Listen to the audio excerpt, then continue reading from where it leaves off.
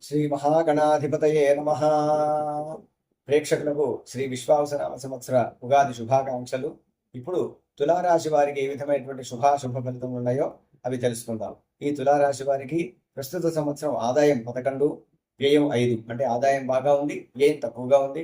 రాజపూజ్య అవమానాలు రెండు కూడా సరిసమానంగా రెండుగా ఉన్నాయి. కాబట్టి రాజపూజ్యాన్ని అధికం చేసుకోవడం అనేటువంటిది వీరికి చాలా ఉన్నతమైనటువంటి యొక్క ఫలితాల్ని ఇస్తుంది. అయితే ఈ రాశిలో చిత్తా నక్షత్రం, స్వాతి నక్షత్రం, విశాఖ నక్షత్రం అనేటువంటి 3 నక్షత్రాలు ఉంటాయి.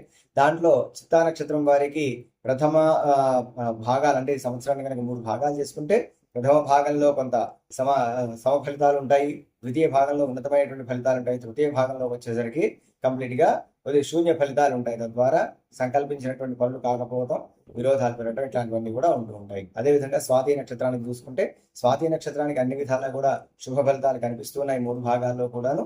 అదేవిధంగా విశాఖ నక్షత్రానికి మాత్రం ప్రథమ 8 మాసంలో కూడాను చాలా అత్యంత బలహీనంగా కనిపిస్తోంది. కాబట్టి వీరు బంధువర్గాల్లోనూ, తర్వాత ఆ స్నేహిత వర్గాలలోనూ, సంబంధించినటువంటి విషయాల్లోనూ చాలా బహు జాగ్రత్తలు పాటించడం అనేటువంటిది చాలా ఉత్తమం. తద్వారా కొద్దో గొప్ప మీరు సంపాదించుకున్నటువంటి ఒక పేరు ఏదైతే ఉంటుందో, ముఖ్యంగా విశాఖ నక్షత్రం వారు, ఆ పేరు అనేటువంటిది చెడిపోకుండా ఉంటుంది. తద్వారా మీకు ఉన్నతమైనటువంటి శుభ ఫలితాలు కూడా కలుగుతాయి. అయితే ఈ యొక్క విశ్వావసనామ సంవత్సరంలో తులారాశి వారికి కొన్ని ముఖ్యమైనటువంటి యొక్క ఫలితాలు ఉన్నాయి. అవేంటి అంటే, ఆర్థిక పరిస్థితిని కనుక ఒకసారి పరిశీలిస్తే ఈ ఏడాది ఆర్థిక పరిస్థితి కొద్దిగా మెరుగుపడుతుంది. ఈ రాశి వారికి ఖర్చుల కంటే కూడా ఆదాయం పెరిగేటువంటి అవకాశం ఉండదు, ఇందాక అనుకున్నట్టుగానే.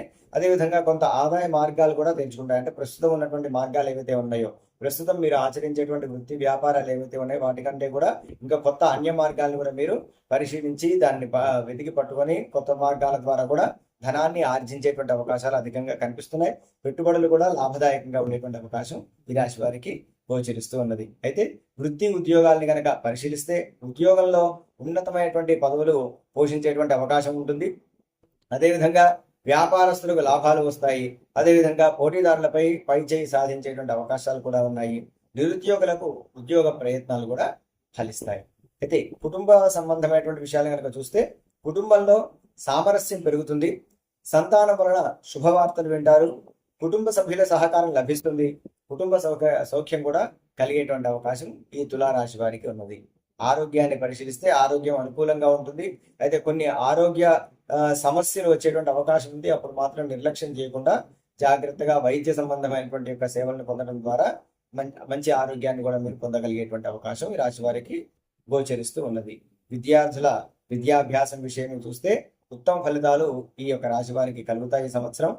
ఇతర విషయాలను కనుక పరిశీలిస్తే ఇతరత్ర అన్ని విషయాలలోనూ కూడా ఉత్సాహంగా మీరు ఉండేటువంటి అవకాశం ఉంటుంది. అంటే ప్రతి ఆలోచనలోనూ, తర్వాత మీరు చేసేటువంటి ప్రతి కార్యాచరణలో కూడా మంచి ఉత్సాహంగా మీరు పాల్గొంటారు. ప్రతి విషయంలోనూ ప్రయాణాలు కూడా లాభదాయకంగా ఉంటాయి. కోర్టు వ్యవహారాలు కూడా మీకు కొంతవరకు అనుకూలంగా ఉండేటువంటి అవకాశాలు కనిపిస్తున్నాయి. అయితే ఈ రాశి వారు ముఖ్యంగా కాలభైరవాష్టకాన్ని నిత్యము పారాయణ చేసుకోవడం అనేటువంటిది అలవాటు చేసుకుంటే ఉన్నతమైనటువంటి ఫలితం కనిపిస్తుంది. అంతేకాకుండా ఇతరత్ర అన్యుల యొక్క విషయాలలో తలదూర్చకుండా మీ జీవిత సంబంధమైనటువంటి విషయాలు, కుటుంబ సంబంధమైనటువంటి విషయాలు ఏదైతే ఉన్నాయో వాటిని గనక మీరు వాటిపైన కనుక దృష్టి పెట్టగలిగితే మీ కుటుంబ అభివృద్ధి, మీ ఆర్థిక అభివృద్ధి, మీ శ్రేయస్సు, మీ యొక్క యశస్సు అన్ని కూడా పెరిగేటువంటి అవకాశాలు ఉంటాయి. కాబట్టి ఇతరత్ర విషయాలని విడిచిపెట్టి మీ యొక్క కుటుంబ సంబంధమైనటువంటి విషయాలలో ఎక్కువగా దృష్టిని సారించండి. ఆర్థికంగా బలాన్ని పొందండి, పుంజుకోండి. అదేవిధంగా మానసికంగా ఆత్మస్థైర్య విషయంలోనూ కూడా అధికం అవ్వండి. మంచి శరీర ఆరోగ్యాన్ని కూడా పొంది శుభ ఫలితాన్ని పొందాలని ఆశిస్తూ నమస్కారం.